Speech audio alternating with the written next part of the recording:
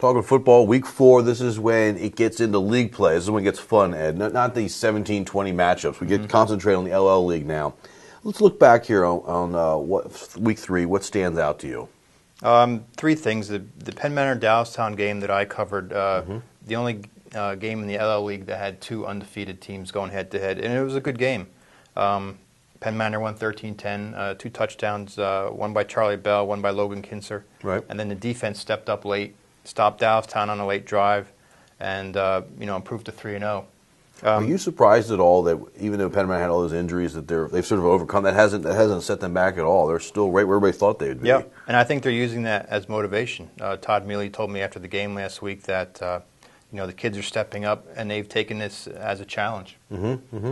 All right, so what else stands out? 2 other games, both Section 2 teams, Manheim Central handling Daniel Boone, and Cocalico Mercy ruling Governor Mifflin, which was a pretty big surprise. Not that Cocalico won, but the way they won to Mercy rule a pretty good team.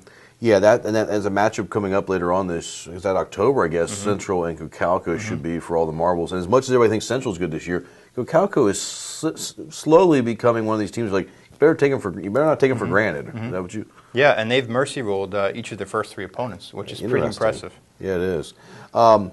Let's go player-wise here. Any notables, players of the game, notables from week 3? What do you like? Again, some of the same kids that we've mentioned before, Mitch Martin of Garden Spot, Ian Hanselman. Give me some new names. Give me some new names here. Some new names. John Reifsnyder of Wilson. Haven't had that one before. Sam Kramer of Hempfield stepped up. Connor Maxwell of Donegal. Logan Kinster, who I mentioned before, on offense and defense. Keith Wakefield of Columbia had a good game. And Kyle Horner of LS had a good game as well. That's really interesting as we move forward here. A lot of touchdowns. But it's interesting you're mentioning defense and offense. There seemed to be a theme that you noticed. You were talking to me beforehand. The defenses in week 3 came up big as well. You mentioned a couple of some shutouts. It was Manheim Township maybe with a shutout. Tell me about the defenses. Yep. Township had a shutout against Carlisle. Manheim Central, a good defensive effort. Cocalico, good defensive effort. LS, in getting their first win, had a real good defensive effort as well. A couple things from that. LS, you've known for offense, so them to play good defense says a lot for this year. That was their first win as well. Central and Cocalico have been putting up a lot of points offensively, but to see them doing it defensively as well says these 2 could go very far when it comes postseason time. Yeah, but they're very balanced football teams, both of them.